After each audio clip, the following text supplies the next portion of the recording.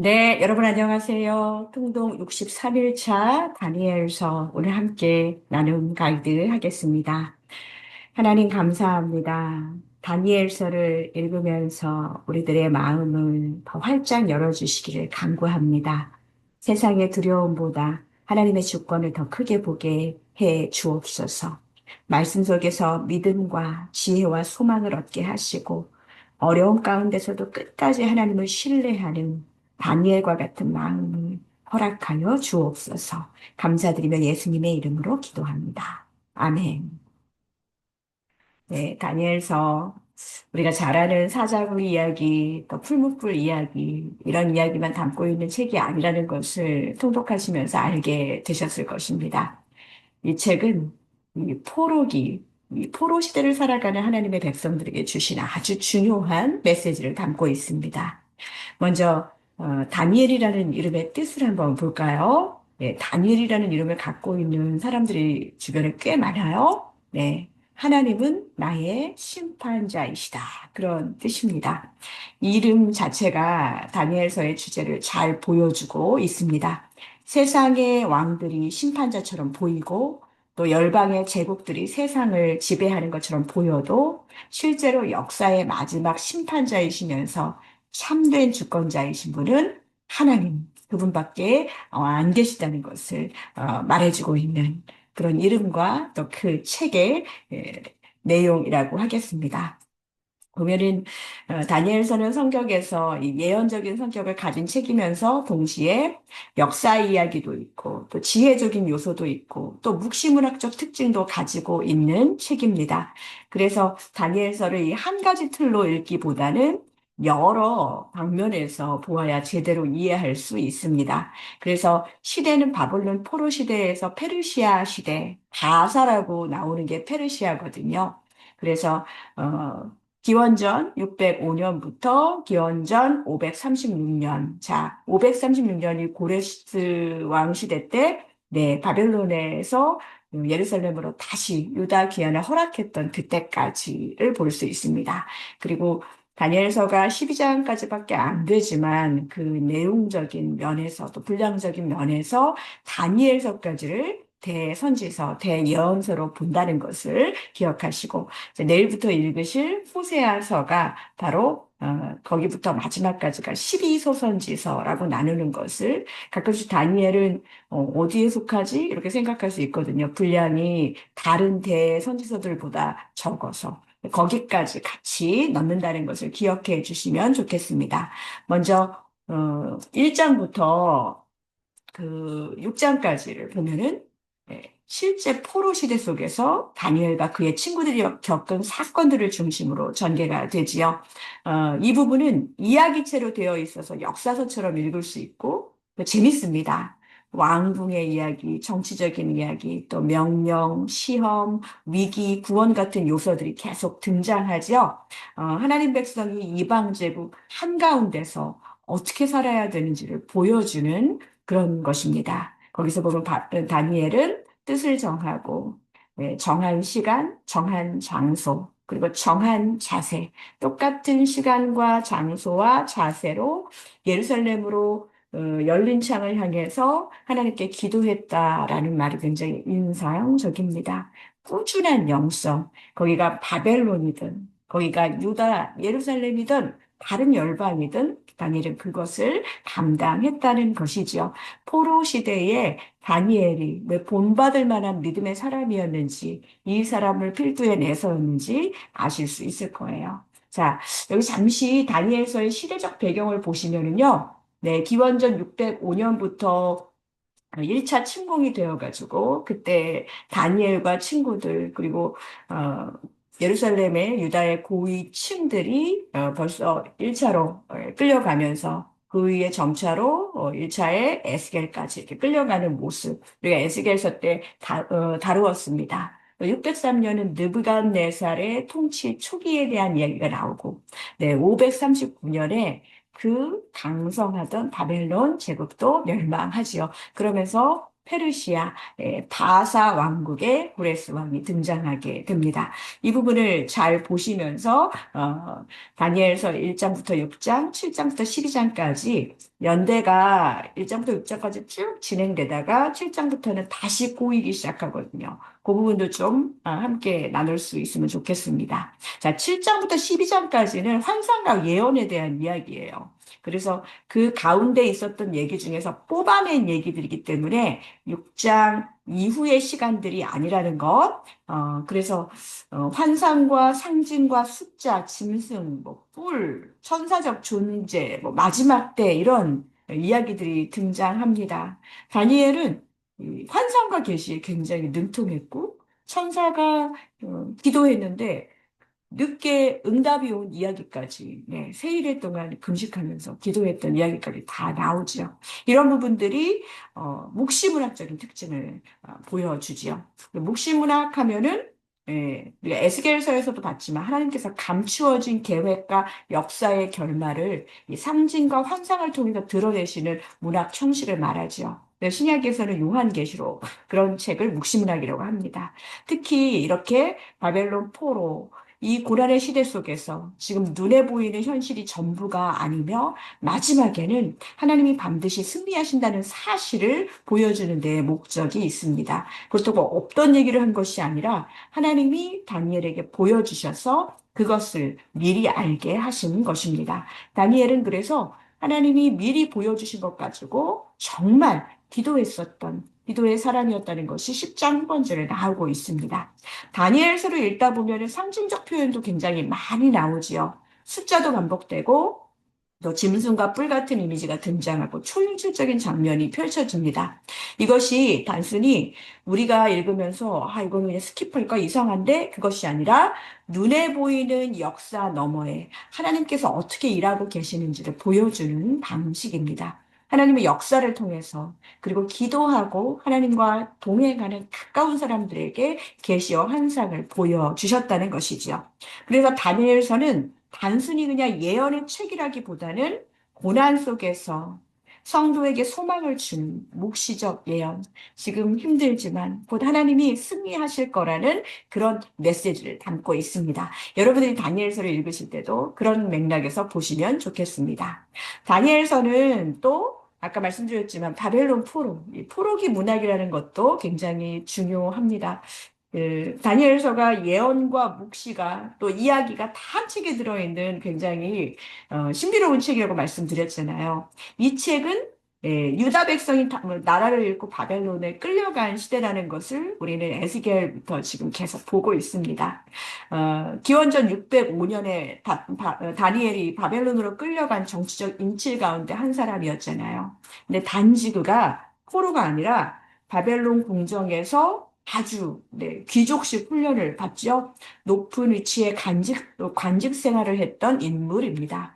나중에 바벨론으로 돌아오지 않았지만 바벨론의 총리 대신을 하다가 한직으로라도 물러나서 계속 예루살렘을 도우려고 했었던 인물입니다. 그리고 오랜 세월 동안에 바벨론 제국, 사로잡혀간 바벨론 제국뿐이 아니라 메대와 또 페르시아 시대까지 살면서 고레스 왕 시대까지 이르게 됩니다. 그러니까 여러 시대를 거쳐서 다니엘의 그 삶이 이어가면서 하나님의 계시가 또 그 이야기가 진행이 되지요. 그러니까 다니엘을 진짜 이렇게 지혜자로 볼 수밖에 없었던 거. 한 시대만 본 사람이 아니라 제국이 바뀌는 역사의 한복판을 통과한 사람들입니다. 네, 저희도 1900년대와 2000년대를 바뀐 것을 경험했던 사람들이고, 네, 뭐, 그, 콜드워 해서, 그 공산 체제가 무너지는 것도 봤고, 뭐 지금도 지금 전쟁 중에 있지만 여러 가지 세상을 경험하면서 쭈쭈쭈 뉴스가 말하는 것만 그렇게 보는 것이 아니라 어떻게 봐야 된다고요? 네. 하나님이 결국은 이 세상을 다스리시고 결국은 승리하게 하신다. 하나님의 백성들을 그냥 거저두시지 않는다. 그걸 자꾸자꾸 이런 말씀을 읽으면서 뉴스를 보면서 그것을 되뇌이시면서 묵상하셨으면 좋겠습니다. 역사의 한복판에서 어떻게 하나님을 섬겼는지 다니엘의 모습, 정한 시간, 정한 장소, 정한 네, 자세. 네, 무릎을 계속 꿇는 모습이 그의 노년기까지 일어납니다. 흥미로운 점은 에스겔서에서도 다니엘이 몇 번 나오죠. 에스겔서 14장에 보면은 의로운 사람의 대표로 노아, 뭐 다니엘이와도 이것은 멸망은 피할 수 없다. 뭐 그런 이야기. 또 에스겔서 28장에는 지혜로운 사람의 두로왕 얘기하면서 지혜로운 사람의 대표로 언급이 됩니다. 자, 이것을 봤을 때 다니엘은 당대에, 그러니까 그냥 나중에 유명해진 그런 사람이 아니라 당대에도 이미 지혜롭고 의로운 사람으로 알려져 있음을 보여주지요. 바벨론의 진짜 넘버 투였잖아요. 그럼에도 불구하고 유다인들에게, 포로된 백성들에게 아주 모범이 되는 그런 백성의 포로의 샘플이었다 볼 수 있겠습니다. 자, 다니엘서의 큰 구절을 1장부터 6장까지 다니엘이 경험한 역사적 사건, 그리고 7장부터 12장까지가 다니엘의 본 환상들이라고 말씀드렸습니다. 자, 이 앞부분은 이야기 형식이라서 비교적 익숙하고 쉽게 읽히지만, 자, 뒷부분은 환상과 예언이 많아서 여러분들 읽으시면서 좀 어려우셨을 것입니다.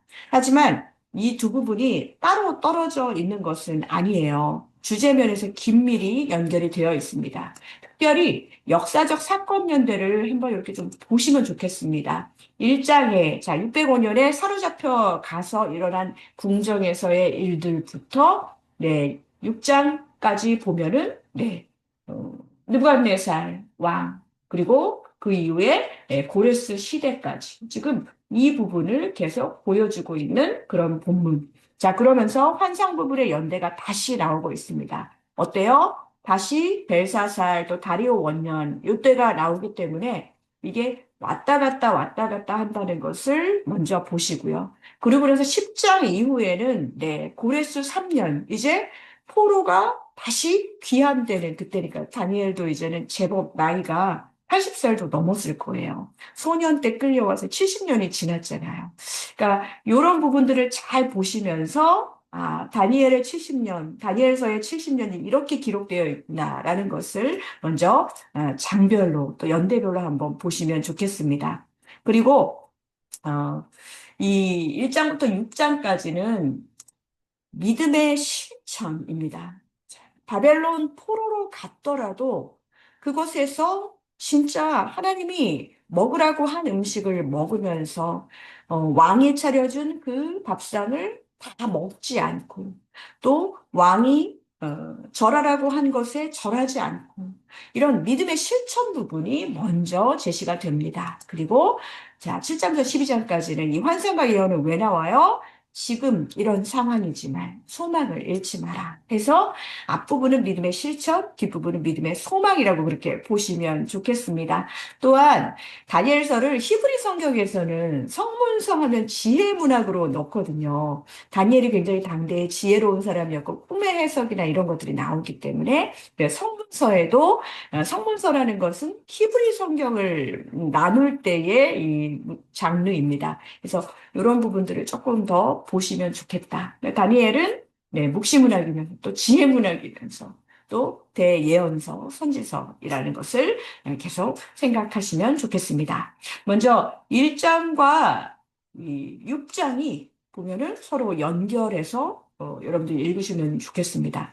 다 읽으신 분들은 이게 이런 뜻이었구나 하고 보시면 좋을 것 같아요. 이 두 장의 공통점이 뭐예요? 핍박에도 굴하지 않는 믿음을 보여줍니다. 자, 1장에서는 다니엘이 왕의 음식을 먹지 않기로 뜻을 정하죠.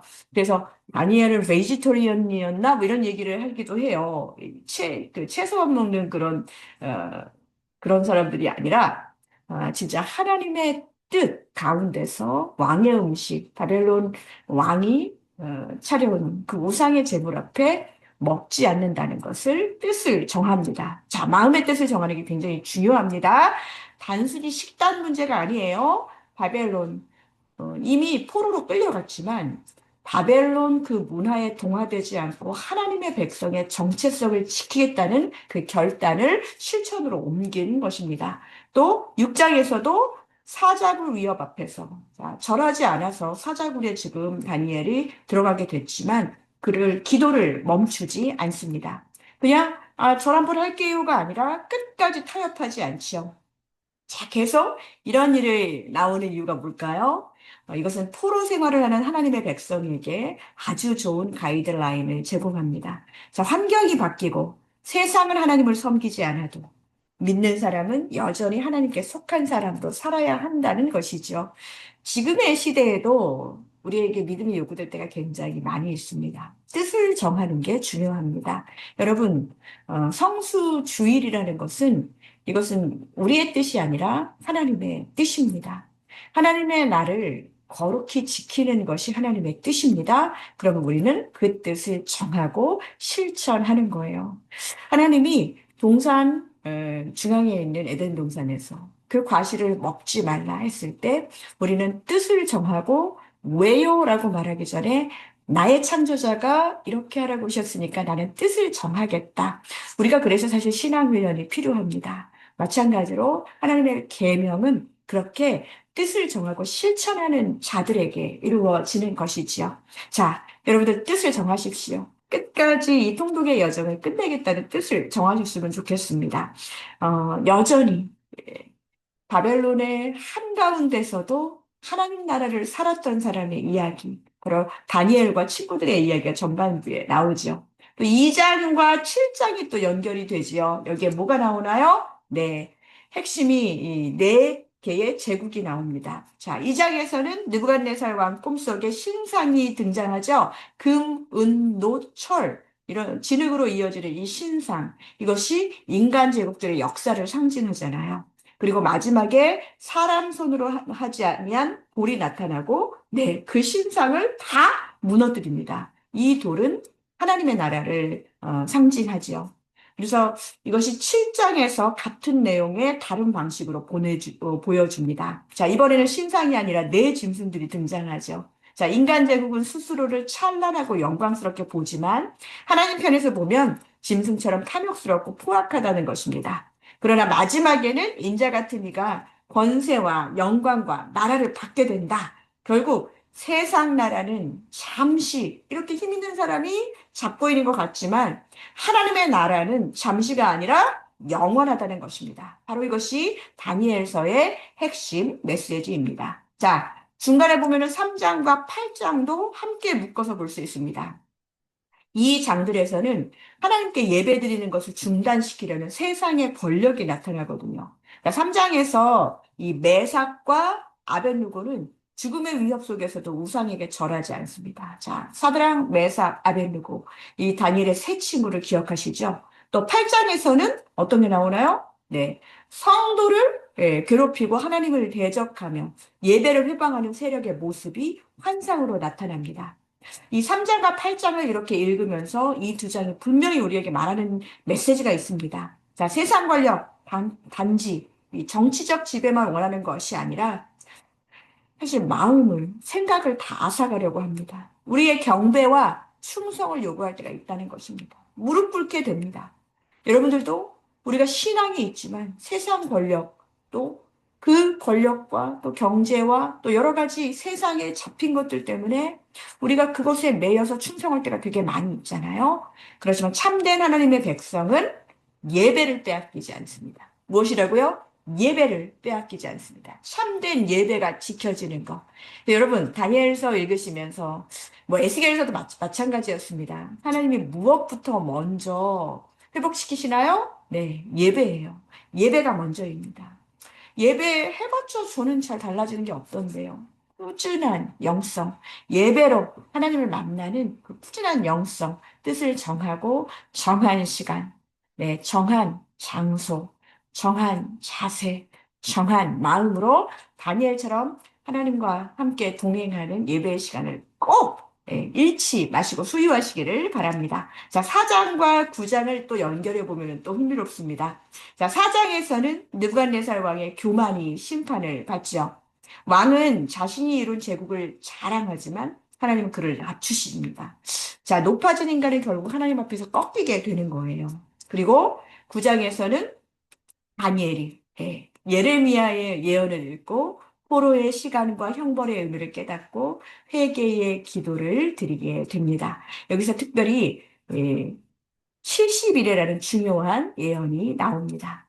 하나님은 자기 백성의 죄를 그냥 지나치지 않으시고 정하신 때와 계획 속에서 징계하시면서 동시에 회복도 준비하신다는 것, 이것을 꼭 기억하시기 바랍니다. 그러므로 다니엘서는 심판만 말하는 책이 아니라 회개하는 자를 향해서 하나님의 회복 계획, 하나님의 회복 계획도 함께 다루고 있는 책입니다. 그 다음에 우리가 5장과 또 10장부터 12장까지를 연결해서 볼 수 있습니다. 자, 다니엘서가 이렇게 하나씩 하나씩 이렇게 어, 나눠가지고 이렇게 쪼개서 놓는 것보다 같이 이렇게 봐야 되는 장이 있다는 거, 다 읽으신 분들은 다시 한번 그 부분을, 뭐 줄치신 부분들을 다시 한번 보시면 선명히 이것이 드러납니다. 자, 5장에서는 벨사살 왕이 하나님을 모독하며 잔치를 벌이다가 벽에 쓰인 글씨를 보게 되죠. 네. 메네메네덱의 우바르신. 자, 그날 밤 어떻게 됐나요? 제국은 무너집니다. 인간의 권세는 견고해 보여도 한순간에 끝날 수 있어요. 그리고 10장과 12장까지 보이지 않는 영적인 전쟁, 환상을 통해서 또 열방의 충돌, 마지막 환란, 그럼에도 불구하고 그것은 모두 하나님의 승리를 향해서 갑니다. 이 모든 내용은 하나님의 통치가 단지 이스라엘 한 민족 안에만 머무는 것이 아니라 모든 열방과 또 온전한 역사를 주관하시는 하나님의 통치라는 것을 보여줍니다. 여러분, 지금의 모든 현실도 사실은 다니엘의 이 환상과 예언 속에 함께 들어있는 그 맥락에서 보았으면 좋겠습니다. 세상, 역사와 모든 권세를 주관하시는 하나님의 통치로 우리 믿는 사람들은 모든 역사를 해석해 내야 합니다. 자, 이제 다니엘서의 전체 메시지를 한 문장으로 정리해 본다면 포로기의 이스라엘 백성은 나라를 잃었습니다. 성전도 무너졌고 현실은 절망적이었어요. 하지만 하나님은 다니엘서를 통해서 말씀하십니다. 비록 하나님의 영원한 나라가 완전히 도래하기 전까지 너희에게는 사로잡히기도 하고 박해와 혼란이 계속되지만 그 속에서 믿음을 지키고 하나님을 신뢰하는 자들을 하나님은 붙드시고 포로지에서도 형통케 하신다는 것입니다. 그리고 세상의 나라들은 결국 지나가고 하나님의 나라만이 영원할 것이다. 그래서 제가 계속 강조하고 있어요. 또 하나의 중요점. 자, 다니엘서가 고난 중에 있는 백성에게 위로를 주기 위해 기록되었다는 거예요. 하나님은 박해자들에게 멸망을 선언하시고 고난 중에 있는 자기 백성에게 위로와 소망을 주십니다. 환상과 예언은 그런 맥락에서 읽으셔야 됩니다.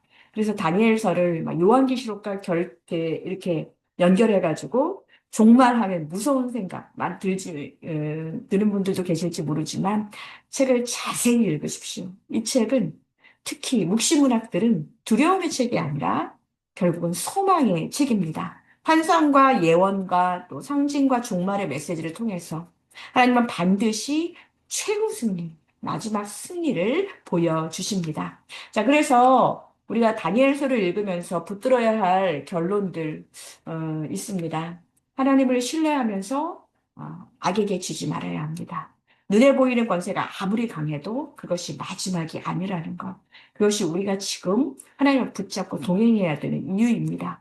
우리는 시대의 어둠보다 하나님의 통치를 더 크게 볼 수 있는 그런 시선을 가져야 됩니다. 다니엘과 세 친구처럼 타협하지 않고 환상과 예언 속에서 드러나는 하나님의 계획을 붙들며 끝까지 믿음을 지켜야 합니다. 우리는 정말 이 시대가 더 이것을 필요로 하는 그런 영성의 시대라는 것을 기억하십시오. 자, 다니엘서가 우리에게 묻는 세 가지 질문이 있습니다. 첫 번째는 너는 바벨론 한가운데서도 하나님을 섬길 수 있느냐? 지금 여러분의 삶 속에서 바벨론 포로처럼 또 굉장히 나를 지배하고 충성을 요구하는 그런 바벨론과 같은 그런 대상, 환경 속에서도 너는 하나님을 섬길 수 있느냐? 제대로 예배할 수 있느냐? 묻는 것입니다. 두 번째입니다. 너는 현실이 무너져도 하나님 나라를 바라볼 수 있느냐? 네, 너무 힘들면 눈에 뵈는 게 없죠.